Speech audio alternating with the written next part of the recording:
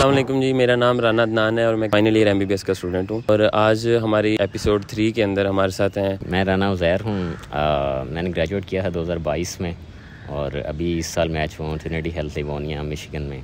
ठीक है, बहुत बहुत मुबारक हो आपको इस अचीवमेंट पे। ऑब्वियसली ये एक बड़ा लंबा सफ़र है जिसकी एक एपिटोम पे जाके आप जो है वो मैच करते हो। उज़ैर भाई, आपसे जो मेरा पहला क्वेश्चन है वो यही है कि what was your timeline for USMLE? हम लोग ग्रेजुएट हुए थे 2022 में, उसके बाद ही मैंने स्टार्ट किया। थोड़ी सी हाउस जॉब स्टार्ट की थी, लेकिन हाउस जॉब के बाद मुझे लगा कि उसके साथ मैनेज करना थोड़ा सा टफ़ है, क्योंकि मैंने अंडरग्रेड में स्टार्ट नहीं किया था। अंडरग्रेड में सिर्फ मैंने रिसर्च स्टार्ट की थी। बाई चांस एक दो सीनियर्स थे अच्छे हमारे, उन्होंने स्टार्ट कर ली थी। फिर एक दो दोस्त थे हमारे, तो जब हाउस जॉब स्टार्ट की तो फिर स्टेप स्टार्ट किए साथ साथ। फिर मैंने हाउस जॉब छोड़ के साथ में स्टेप 1 दिया था अप्रैल 2023 में। फिर उसके बाद OET, वीज़ा, कुछ पब्लिकेशंस वगैरह साथ में, और ये चलता रहा। तो सारा ये प्रोसेस हो गया। तो फिर उसके बाद मैंने स्टेप 2 दिया था मार्च के फर्स्ट वीक में 2024 में। फिर मैं वीज़ा ऑलरेडी था मेरे पास, सर्टिफिकेशन और OET भी था। फिर मैं चला गया था US में डायरेक्ट ऑब्जर्वरशिप्स के लिए। रोटेशन न्यूयॉर्क में थी और बाकी मेरी थी टूसॉन एरिज़ोना में, वहाँ पे। तो टोटल मेरे पास 4 LOR थे उस वक्त जब मैं वापस आया। और साथ में मैंने स्टेप 3 दिया था आई गेस 1 अगस्त को। स्टेप्स हैं वो अंडर ग्रेड में करो। मैं रिसर्च कर रहा था उस वक्त, इतना ट्रेंड भी नहीं था इसका USMLE ना, जैसे अब है। बिल्कुल हर बंदा ही कर रहा होता है जी, ख़ास तौर पे किंग एडवर्ड में तो ठीक है। और आपने बताया कि हाउस जॉब में आपने स्टार्ट किया स्टेप 1, आपको लग रहा था कि आप मैनेज कर लोगे। ये बड़ा कॉमनली आस्क्ड क्वेश्चन है फॉर्म्स पे कि आप जो है वो स्पेशली गवर्नमेंट हॉस्पिटल के अंदर हाउस जॉब के साथ मैनेज कर सकते हो कि नहीं कर सकते? थोड़ा सा सॉफ्ट आंसर नहीं है, क्योंकि कुछ रोटेशंस होती हैं यहाँ पे। लाइक न्यू हॉस्पिटल की अगर बात करो तो 1-2 रोटेशंस हैं जहाँ पे आप मैनेज कर सकते हो। स्पेशली अगर आपने अंडर ग्रेड में 1-2 बार फर्स्ट एड और साथ में यूवर्ल्ड किया हुआ है, तो फिर आप हाउस जॉब के साथ स्टेप 1 डेफिनेटली मैनेज कर सकते हो। बेहतर यही है कि आप डेडिकेटेड लगाओ, क्योंकि आप कंपटीशन भी बहुत ज़्यादा है और ईयर ऑफ ग्रेजुएशन जितना लेट होता है तो उतना ज़्यादा इशू होता है आपका। कितना, यानी कि हमारे पास जो मैक्सिमम लिमिट है उतना लेट जा सकता है इस जर्नी के अंदर कोई? हाँ, ये है कि ये कोई चीज़ ऑफिशियल नहीं लिखी होती उन्होंने। मोस्टली प्रोग्राम्स ने या PDs ने जो अपने वेबसाइट पे पब्लिश किया होता है। Most common filter 5 year of graduation का है। मुझे लगता है कि वो 3 बहुत कॉमन है। 3 ईयर ऑफ ग्रेजुएशन के बाद आपको, स्पेशली अगर आपके स्कोर अच्छे ना हो, CV कंप्लीट ना हो, मैच के चांसेस बहुत कम होते हैं। तो 3 से नीचे आपको अप्लाई करना पड़ता है। बाकी सबसे बेहतर तो यही है कि आप 0 ग्रेजुएशन पे अप्लाई करो, सबसे बेस्ट यही होता है। ठीक है। और 0 एप्लीकेशन, अगर कोई 0 ग्रेजुएशन पे अप्लाई करेगा तो ऑब्वियसली उसकी CV उतनी स्ट्रॉन्ग तो नहीं होगी जो 2 वाले की या 3 वाले की होगी। वो तो एक यानी कि बिल्कुल अंडर ग्रेजुएट बच्चा होगा, वो मतलब उसने उतना डेडिकेटेडली जर्नी पे काम नहीं किया होगा जैसे आप कह रहे थे। तो यार आई थिंक सबसे बेहतर वो होता है मेरे ख्याल में, क्योंकि उसकी अगर आप आपके वाली टाइमलाइन देखें ना, किंग एडवर्ड का बच्चा या UHS का कोई भी है, वो ग्रेजुएट होता है जनवरी फेब तकरीबन। यहाँ पे उसके ना फाइनल ईयर के एग्ज़ाम ख़त्म हो जाते हैं। आपका गोल ये होना चाहिए कि अंडर ग्रेड में आपके पास 2 स्टेप्स हों। ठीक है, फाइनल ईयर में आपने स्टेप 2 दिया है, स्टेप 2 का स्कोर एक अच्छा है, तो मेन फोकस यही होना चाहिए कि स्टेप 2 में 260 का स्कोर हो आपका। उसके बाद आप जनवरी फेब में फाइनल प्रॉफ से फ्री होते हो।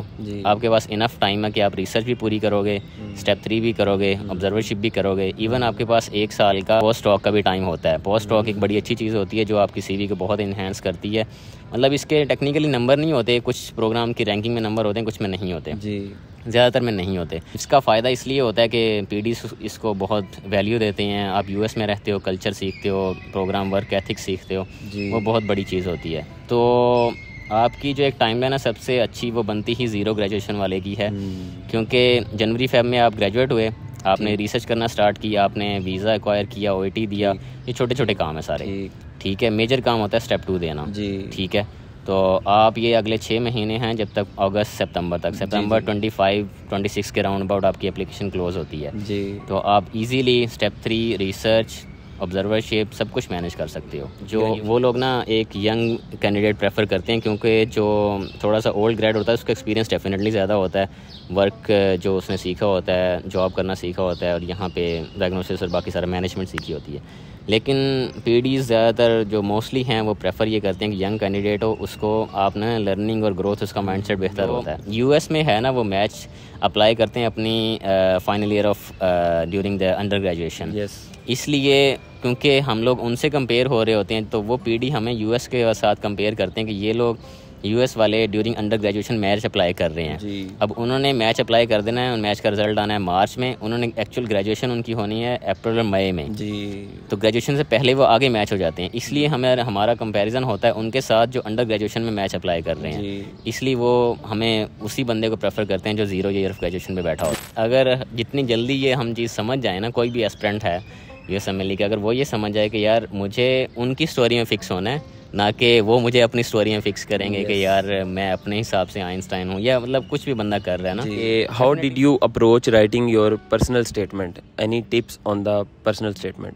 हाँ, इसका ये है कि मैंने 2-3 इसके ऊपर काम किया था स्टार्ट से। एक तो ये कि मैंने स्टेप्स जल्दी दे लिए थे, मेरे पास काफ़ी टाइम था। लाइक स्टेप 2 मैंने मार्च में दे दिया, तो मैंने 6 महीने से पहले ही हल्का हल्का काम स्टार्ट कर दिया था। जो मेरे एक तो ये कि मैं ग्रेजुएशन तकरीबन 2 साल हो चुके थे, तो मेरे दोस्त भी थे जो मैच हो चुके थे, कुछ सीनियर्स थे। तो दोस्तों से पूछो कि आपने कैसे लिखी थी, क्या थीम था, सब कुछ क्या था।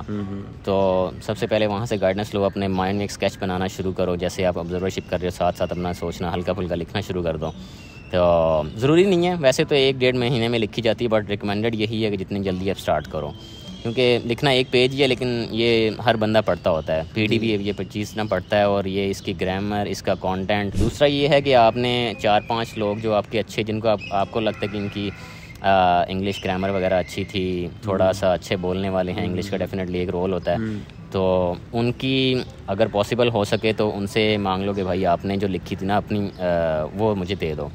उसका थोड़ा सा बायस आता है कि अगर आप किसी की स्टोरी से आप रिलेट करते हो ना, आप उसकी स्टोरी की तरफ फिर अपनी भी ऐसे ही लिखना शुरू कर देते हो। लेकिन आपने सिर्फ उनसे थीम लेना है कि इन्होंने किस तरह से लिखा है, बेसिक टेम्पलेट। हाँ, तो कितना अच्छा लिखा है, इंग्लिश पे कितना फोकस है।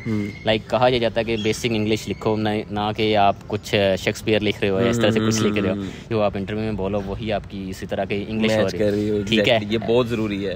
ये ना हो कि PD कहे कि ये आपकी जो पर्सनल स्टेटमेंट किसी और ने लिखी हुई है, आप कोई और बंदे आ रहे हैं। Only for personal statement, this is literally for every part of your application. अगर आपने कोई बहुत टॉप रिसर्चें की हुई और आप उसको डिफेंड नहीं कर पा रहे अपनी एप्लीकेशन के अंदर, तो वो भी बहुत बड़ा रेड फ्लैग है। दूसरा ये होता है कि आपने ना अपनी स्टोरी अपने अचीवमेंट पे नहीं लिखनी होती, आपने लिखनी होती है अपनी पर्सनैलिटी पे।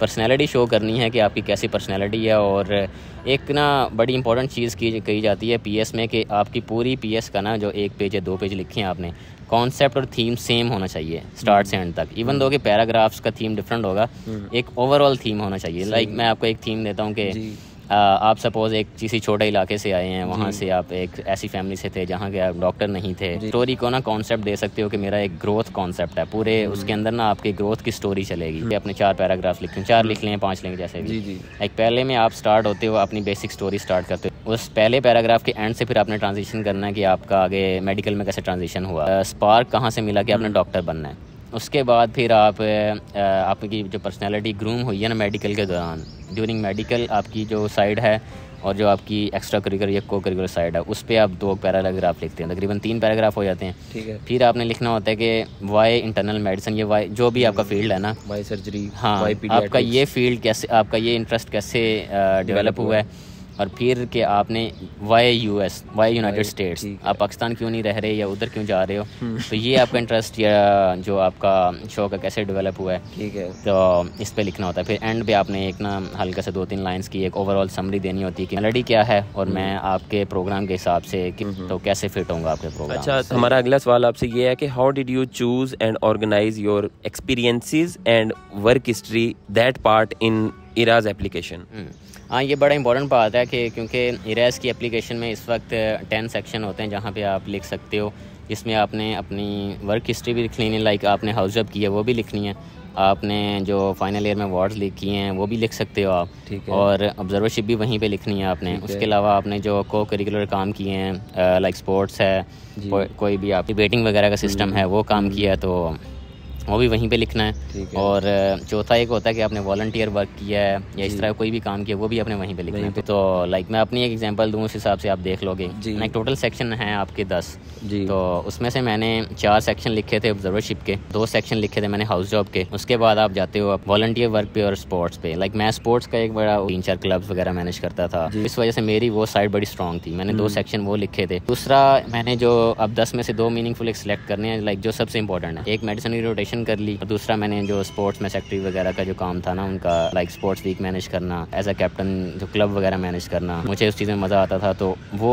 काइंड ऑफ एक आपकी पर्सनैलिटी में सारी चीज़ें रिफ्लेक्ट करती हैं, तो आप शो करते हो कि ये मेरे लिए ज़्यादा मीनिंगफुल है। तो आपने चूज़ करके बताने होते हैं कि ये 2 मीनिंगफुल हैं, बाकी 8 जो है ना वो नॉर्मल वाले हैं। जब आप ये एक्सपीरियंसेस लिख रहे होते हो तो इसमें मतलब आपने कोई प्रूफ भी देना होता है, तस्वीरें लगानी होती हैं, अपने सर्टिफिकेट्स डालने होते हैं। जैसे अंडर ग्रेजुएट ईयर्स के अंदर हमें ये बड़ा देखने को मिलता है कि यार इधर आ जाओ, ये एक्सपीरियंस हो रहा है, इस पर आपको सर्टिफिकेट देंगे, या आपने इसको कई तरीके से ऑथेंटिक साबित करना होता है, या जस्ट आपने लिखना ही होता है इसमें? लिखना होता है, मतलब टेक्निकली जो है वहाँ पे ऑनेस्टी ही देखते हैं। स्पेशली जो ये सर्टिफिकेट होते हैं इनका कोई फायदा नहीं होता, तो लिखा है आपने वो जस्टिफाई करना होता है। सपोज आप स्क्वॉश खेलते हो तो अगर अगला बंदे को स्क्वॉश का पता है आपसे क्वेश्चन करता है, ये वही रेड फ्लैग वाली बात आ जाती है। तो मेरे एक इंटरव्यू में उन्होंने स्क्वॉश का पूछ लिया था, वो स्क्वॉश खुद खेलती थी, जो पीडी थी ना, ठीक है, और एक पीडी थी लाइक स्पोर्ट्स पे उसका रोनाल्डो और मेसी का बड़ा एक मतलब उसके माइंड में हाइप थी। हाँ, तो अब वो पीडी जो थी वो काइंड ऑफ एक बार्सिलोना फैन थी पुरानी। उसने पूछा कि आपकी सीवी में ला लीगा लिखा हुआ है, तो आप किस टीम को फॉलो करते हैं? मैंने रियल मैड्रिड का बताया, तो कहते कि अच्छा ठीक है, इस तरह से फिर ना वो सारी गपशप उस पे हुई। अब अगर सपोज आपने कुछ इतना लिखा है जो आपको ज्यादा पता नहीं है और वो वहाँ पे आपकी बातचीत शुरू हो जाती है, बिग रेड फ्लैग, आप पकड़े गए हो कि आपने झूठ बोल दिया। उसके अलावा आपने जो मर्जी किया हो, 260 स्कोर लिया हो, 270 स्कोर लिया हो, आप एक बार रेड फ्लैग में पकड़े गए हो तो आपकी डिसऑनेस्टी या कोई इस तरह की चीज प्रूव होती है। How many letter of recommendation did you have and how did you actually made your impression on the person you were rotating with, कि उन्होंने LOR में उस चीज़ को रिफ्लेक्ट किया? इसमें 2 चीज़ें होती हैं कि आप पाकिस्तानी या इंडियंस जो भी हमारे जानने वाले मोस्टली होते हैं उनके साथ रोटेट करते हो, या जो इंग्लिश पीपल होते हैं, जो नेटिव लोग होते हैं उनके साथ रोटेट करते हो। जो नेटिव लोग हैं उनको आपको काइंड ऑफ ज़्यादा इम्प्रेस करना पड़ता है, और जो हमारे मतलब खुद से होते हैं, स्पेशली कई वगैरह के सीनियर्स होते हैं, बहुत अच्छे होते हैं, बहुत चीज़ें सिखाते हैं वो आपको। तो अब वो चीज़ें वो खुद से सिखा भी देते हैं आपको। जो ज़ाहिर इंग्लिश लोग होते हैं वो आपसे एक्सपेक्ट करते हैं कि आप सीख के आओगे। बेसिक तो ज़ाहिर हर बंदा सीख के आता है, लेकिन ये कि एक थोड़ा सा फॉर्मेलिटी लेवल होता है, वो थोड़ा सा ईजी हो जाता है अगर आपके अपने लोग हों। तो मेरे 4 LORs थे, मैंने रोटेट किया था। तो मैंने चूज़ उस वक्त लाइक मेरे पास इतना ज़्यादा टाइम नहीं था मैनेज करने के लिए। तो दूसरा ये कि ऑब्जर्वरशिप आजकल मिलना बहुत मुश्किल होता है, रोटेशन कोई भी होती है। तो मैंने रोटेशन बस पहले तो ऐसे ही की थी, जैसे जो मिल गई मैं चला गया, यूनिवर्सिटी ऑफ एरिजोना गया था। तो वहाँ पे फिर मेरे पास एक लुइविल जाने का ऑप्शन था, केंटकी में है एक ना यूनिवर्सिटी ऑफ लुइविल का, लेकिन उनकी एक रोटेशन डिफरेंट थी। फिर मुझे वहीं पे टूसन में मिल गई, तो मैंने कहा ठीक है यहाँ पे कर लेते हैं। ओवरऑल 4 LORs थे, मैंने चूज लाइक काइंड ऑफ इस तरह से नहीं किया जिस तरह से करने चाहिए थे, बेहतर कर सकता था। 3-4 डिफरेंट सिटीज में, डिफरेंट स्टेट्स में करने चाहिए। ये बड़ी इंपॉर्टेंट चीज़ है। जो लोकेशन है ना ऑब्जर्वरशिप की, वो आपके अगले ये भी डिटरमाइन करती है कि आपने कहाँ पे सिग्नल करने हैं। जहाँ पे आपने रोटेशन किया है वहाँ पे अगर आप सिग्नल करते हो तो आपके बहुत ज्यादा इम्पैक्ट जाता है। ये बच्चा आया था हमारे पास, रोटेट करके गया, सीख के गया, अभी हमें सिग्नल कर रहा है कि मुझे इंटरव्यू करो। एग्जैक्टली, तो वो करते भी हैं उस चीज को। ऐसे ही जैसे मैंने टूसन में एक प्रोग्राम था, वहाँ पे की थी रोटेशन, वहाँ पे थी थोड़े से दिन की ही, लाइक आई गेस 2 हफ्ते भी नहीं थी, लेकिन उसका इम्पैक्ट यही था क्योंकि प्रोग्राम के अंदर मैं ऑब्जर्वरशिप करके आया था, तो उसकी वजह से सिग्नल करना, इंटरव्यू आना वो बड़ा ईजी हो जाता है। फिर आपका ना ये डिसाइड करना है कि सिग्नल कहाँ करने हैं, क्योंकि 3 gold and total 12 silver signals होते हैं, तो इनको डिसाइड करना ईजी हो जाता है। और है ये चीज़ के मतलब आपको वहीं पे ऑब्जर्वरशिप करनी चाहिए शुरू से ही माइंडसेट बना के, जहाँ पे आपको पता है कि कल को मैंने यहीं पे ही रेजिडेंसी को परसू करना है। फॉर एग्जांपल अगर मेरे ज़हन में है कि मैंने मेयो क्लिनिक में रेजिडेंसी करनी है, तो मैं कोशिश करूंगा कि मैं मेयो क्लिनिक में ही ऑब्जर्वरशिप या इलेक्टिव पकड़ूं, ताकि कल को मैं अपना सिग्नल वहाँ भेज के इंटरव्यू में वो लोग, मेरा इंटरेस्ट प्रोग्राम डायरेक्टर को शो होगा कि ये बच्चा शुरू से ही मेरे प्रोग्राम के साथ लिंक है। या इस तरह भी हो सकता है कि मैं रैंडमली कोई भी यानी कि ऑब्जर्वरशिप करके वो अप्लाई कर। इन दोनों अप्रोचेज में से कौन सी आप? ऑब्वियसली बेहतर तो वही है जो आपकी अलाइंड होती है स्टार्ट से ही। एक तो ये चीज़ है कि हमें इस वक्त ना ये चीज़ समझने की ज़रूरत है कि हमारा जो मैच है वो जो बड़े इंस्टीट्यूट्स हैं, मेयो क्लिनिक है, क्लीवलैंड में है, बहुत कम होता है। हमें एम डेफिनेटली करना चाहिए, स्पेशली अगर हम अंडर ग्रेड में स्टेप्स दे रहे हैं, डेफिनेटली एम करना चाहिए। लेकिन एक रियलिटी जो है वो भी ये है कि IMGs का मैच जहाँ पे आपको होता है, आपको आइडिया होना चाहिए किस लेवल में मैच होता है। हमारा मोस्टली कम्युनिटी या फिर जो अटैच हॉस्पिटल होते हैं यूनिवर्सिटी वाले, वहाँ से होता है। वहाँ पे ऑब्जर्वरशिप करना इससे बेहतर है बनिस्बत इसके कि आप जाके क्लीवलैंड या मेयो क्लिनिक में कर लो। ठीक है, अगर मेयो क्लिनिक में, क्लीवलैंड में, किसी भी बड़े जगह पे आप जॉन हॉपकिंस हार्वर्ड में करते हो तो उसका ये फ़ायदा होता है कि कुछ बड़े प्रोग्राम्स आपको इंटरव्यू भी देते हैं, डेफिनेटली मैच भी हो सकता है आपका, बड़ी अच्छी चीज़ है। लेकिन उसका फिर ये रिस्क भी होता है कि जो छोटे प्रोग्राम्स हैं वो आपको हो सकता है मतलब उस तरह से कंसीडर ना करें जिस तरह से आपने। दूसरा ये कि आप क्योंकि 4-5 महीने ही आपके पास लिमिटेड टाइम होता है ऑब्जर्वरशिप का, उसमें आप कुछ ही जगहों पे कर सकते हो। अगर आप 2-3 महीने मेयो क्लिनिक और बड़ी जगह पे लगा दोगे फिर आपके पास छोटे रेजिडेंसी प्रोग्राम में जाके ऑब्जर्वरशिप करने का टाइम कम हो जाएगा। ठीक है। तो वहाँ से फिर आप इंटरव्यू लेना और उनको लाइक काइंड ऑफ एक इम्प्रेस करना मुश्किल हो जाता है। आपने डिसाइड करना होता है कि आपने एक बड़ा मतलब स्कोर करना है इंटरव्यू या मैच या एक नॉर्मल वाला करना है, तो आपके हिसाब से होता है। और आपने जो 4 LORs अरेंज किए थे, ये 4 ऑब्जर्वरशिप्स थी, या आपने कोल्ड ईमेलिंग से सारी अरेंज की या फिर कहीं एलुमनाई सर्कल ने आपको हेल्प की, यूनिवर्सिटी ने आपको हेल्प की? मोस्टली ये था कि मैंने अपने नेटवर्किंग से अप्रोच किया। मैंने कोल्ड ईमेलिंग काफ़ी की थी क्योंकि मेरे पास टाइम था मार्च में स्टेप 2 देने के बाद। ठीक है। लेकिन वो बहुत कम सक्सेसफुल होती है डेफिनेटली होती है, लेकिन वो फिर आपका एक हिट एंड ट्रायल ही होता है कि आप तो क्या लगा रही है, मिल गई तो मिल गई, नहीं तो नहीं मिलेगी। मोस्टली मिलता है आपको नेटवर्किंग से ही है। फिर ये है कि आप एक जगह चले जाते हो और अगर आप टाइम से चले जाते हो, ये बड़ी इंपॉर्टेंट चीज़ है कि अगर सपोज आप मार्च अप्रैल मई में चले जाते हो ना, तो इस वक्त अगले जो परसेप्टर्स होते हैं उनके पास कुछ स्पॉट्स पड़े होते हैं ऑब्जर्वरशिप के। आप एक सिटी में जाते हो, वहाँ पे 2-4 और परसेप्टर्स को मिलते हो, उनसे पूछ लेते हो कि सर आपके पास नेक्स्ट मंथ का कोई स्पॉट है, तो ऐसे मिल सकता है। पहली ऑब्जर्वरशिप यानी कि आपके लिए मुश्किल होती है, बाकी आप वहाँ जाके भी नेटवर्किंग कर सकते हो। जरूरी नहीं है जैसे मेरे जैसा बंदा जिस सिवाय एलुमनाई के मेरा कोई नेटवर्क, तो वहाँ पे जाके बंदा लोकल कम्युनिटी को अप्रोच कर सकता है, जो वहाँ के देसी क्लिनिक है वहाँ पे अप्रोच कर सकता है और इस तरह मिल सकता है। वो जो मतलब डायरेक्ट वहाँ पे क्लिनिक पे जाना जो है ना वो ऑड होता है और ऑब्वियसली वो लोग लाइक भी नहीं करते क्योंकि एक डिफरेंट चीज़ है। लेकिन ये होता है कि अगर सपोज आपके परसेप्टर का कोई दोस्त है, ठीक है, आप उससे कह सकते हो कि सर अगर आप अप्रोच मतलब मैं उसको कांटेक्ट करूँ तो उनके पास कोई अवेलेबिलिटी होगी, इस तरह से होता है। या आप मेरे लिए वाउच कर दें। हाँ, वो डिपेंड करता है आपकी उसके साथ नेटवर्किंग मतलब बात की चीज़ कितनी है और वो बंदा कितना का अप्रोचेबल है, क्योंकि ये चीज़ गोरे तो स्पेशली लाइक नहीं करते और पाकिस्तानी भी डिपेंड करता है अगला बंदा कितना का अप्रोचेबल है। वो फिर उस पर डिपेंड करता है कि आप कितने जल्दी उसको जज करते हो कि कितना का आप अप्रोच करवा सकते हो उनसे कह के। कुछ लोग होते हैं वो तो खुद ही पूछ लेते हैं कि यार आपके पास सेकंड लेटर है या नहीं है, लाइक सेकंड रोटेशन, तो अगर कोई है नहीं है तो मैं अपने दोस्त को रिकमेंड कर देता हूँ, यहीं कर लोगे आप। सही। कुछ लोग होते हैं उनको आप कहते हो तो वो कहते हैं अच्छा ठीक है हम करेंगे, ये है वो। तो वो फिर डिपेंड करता है आपकी लक पे भी, अगले बंदे पे भी।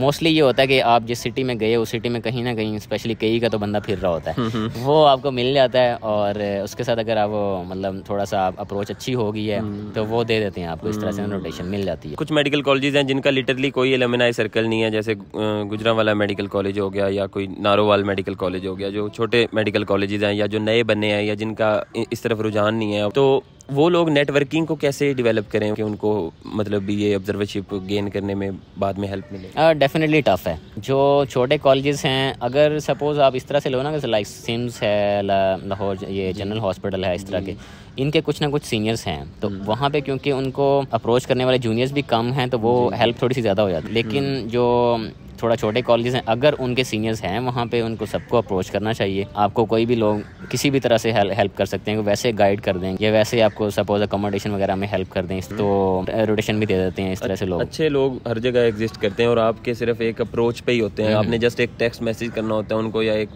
बार अप्रोच करके बात करनी होती है। बात हम उसी चीज़ से घबरा रहे होते हैं। बिल्कुल ऐसे। और ये है कि मतलब इसमें मैं एक एडवाइस करूँगा कि बेहतर तरीका ईमेल से करो, ठीक है। जो सोशल मीडिया से अप्रोच होता है ना, ये ऑड लगता है और ऑब्वियसली प्रोफेशनल नहीं होता। उस बंदे का पहले ईमेल ढूंढो, हाँ, फिर उसमें ईमेल के थ्रू अप्रोच करोगे, मतलब मैं यहाँ से जूनियर हूँ आपके कॉलेज से, इस तरह से है। जी। तो नेटवर्किंग का मतलब छोटे कॉलेज का यही तरीका है। बाकी यही तरीका है कि आपके कोई दोस्त हैं, फैमिली फ्रेंड्स हैं, उनको अप्रोच करो जिनको कर सकते हो आप। थोड़ा डिसेंट तरीके से करो तो कुछ ना कुछ मिल जाता है आपको। जी। How early did you start preparing your इराज डॉक्यूमेंट्स? इराज डॉक्यूमेंट मैंने स्टार्ट किए थे, तकरीबन मेरा स्टेप 3 था अगस्त में, 1 अगस्त को।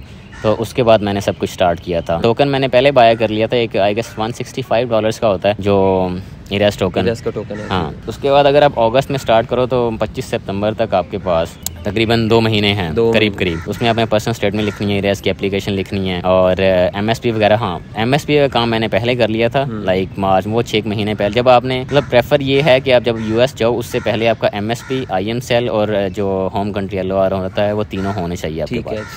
ठीक है, ताकि वो सिर्फ अपलोड वाला काम रह जाए। जब आप अपना टोकन बाय करोगे फिर अपलोड करवा सकते हो। आप यूनिवर्सिटी में अप्रोच करो तो वो अपलोड हो जाता है।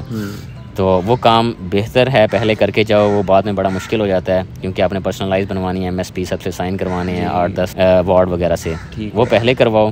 बाकी रेस वाला काम, PS वाला काम वो आखिरी महीने डेढ़ में हो जाता है। और प्रोग्राम सर्च वाला बड़ा इंपॉर्टेंट काम होता है, वो आप अपने 2-4 दोस्तों के साथ मिल के करो। अकेले से करोगे, खुद किसी को पूछे बगैर करोगे तो फिर ना बड़ी गलतियाँ होती हैं, मिस्टेक्स होती हैं। इसी में प्रोग्राम सर्च में ही हमारा एक और क्वेश्चन है आपके साथ कि आपने रेजिडेंसी एक्सप्लोरर या फ्रीडा इस तरह के मैच रेजिडेंट है, तो ये आपने ऑप्शंस को एक्सप्लोर किया था या आपने अपनी कोई पर्सनल यानी कि जियोग्राफिक प्रेफरेंस पे ही प्रोग्राम को लिस्ट किया? उसमें जियोग्राफिक रोल था, मैं क्योंकि 2 साल पुराना ग्रेजुएट था तो उसमें मेरे दोस्त बहुत थे जो पहले मैच हुए हुए थे, तो उनका बड़ा रोल था। ये ऑप्शंस भी आपने यूज़ किए और आपके ख्याल में ये करने चाहिए?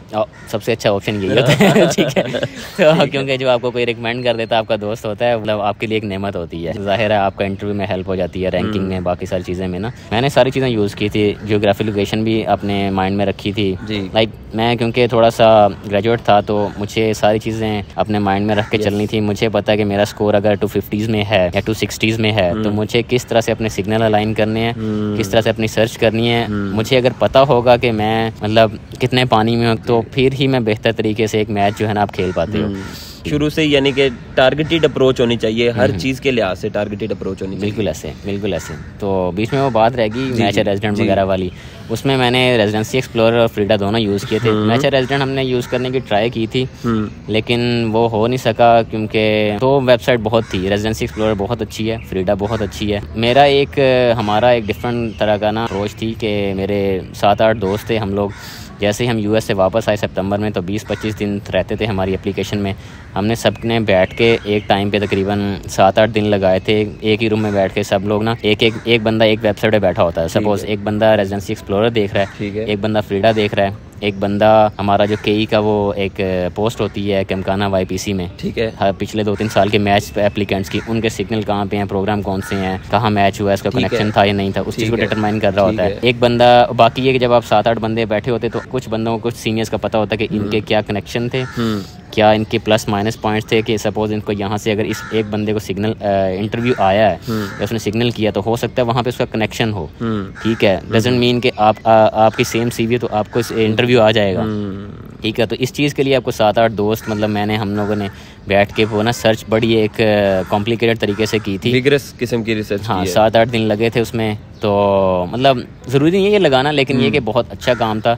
सारी वेबसाइट भी यूज़ होगी, फ्रीडा, रेजिडेंसी एक्सप्लोरर और वो कैमकाना YPC की पोस्ट जो होती हैं हमारी।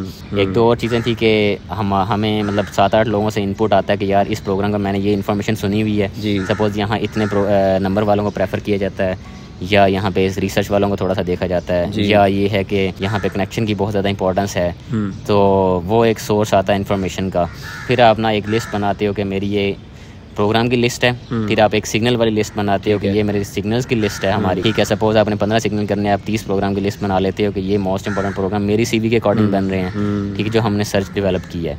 तो फिर आप सिग्नल करते हो और प्रोग्राम में अप्लाई करते हो। और आपके ख्याल में ये बात ठीक है कि मैं आपसे या किसी और सीनियर से, किसी जानने वाले से उनकी प्रोग्राम लिस्ट लेके एग्जैक्ट वही कॉपी पेस्ट कर दूं? डेफिनेटली नहीं है ये, इसीलिए तो हमारी ये 7-8 दिन की मेहनत थी, ठीक है, जो रिग्रेस थी ना, उसमें यार बड़ी डिफरेंट चीज़ है। सपोज आपकी मेरे साथ बिल्कुल CV मैच करती है जी, तो काइंड ऑफ आप मेरी जो लिस्ट थी ना वो आप यूज़ कर सकते हो। मेरा आपका स्कोर मैच करता है, मेरे आपकी रिसर्च मैच करती है, वो जगह मैच करती है, मेरे आपकी जो रिसर्च है वो किन किन टॉपिक्स पे है वो भी, नहीं वो नहीं, नंबर ऑफ पब्लिकेशंस वो मैच करती हैं। हमारी CV अगर ऑलमोस्ट सेम लेवल पे जा रही है तो फिर मैं आपकी लिस्ट को एग्जैक्ट कॉपी पेस्ट कर सकता हूँ अपने ऊपर। काइंड ऑफ वो भी थोड़ी चेंज करनी पड़ती है, लाइक अपने हिसाब से कि आपने ऑब्जर्वरशिप्स कहाँ की हैं, डजंट मीन कि हर बंदे ने वहीं की होगी, सेम ही जगह पे की होगी, ठीक है। तो उस हिसाब से आपकी ज्योग्राफिक प्रेफरेंस डिफरेंट हो जाएगी ना, अगर आप करना चाहते हो जी। लेकिन वो लिस्ट बहुत हेल्प करती है। तो सबसे बेहतर तरीका ये है कि 2-3 लिस्टें पकड़ लो पिछले साल की, और ठीक है, जो आपके सपोज मेरे 250 में स्कोर, आपका 260s में, आप 260s वाली ले आओ। किसी बंदे ने सेम CV पे अप्लाई किया था, मैं 50s वाली ले आऊँगा।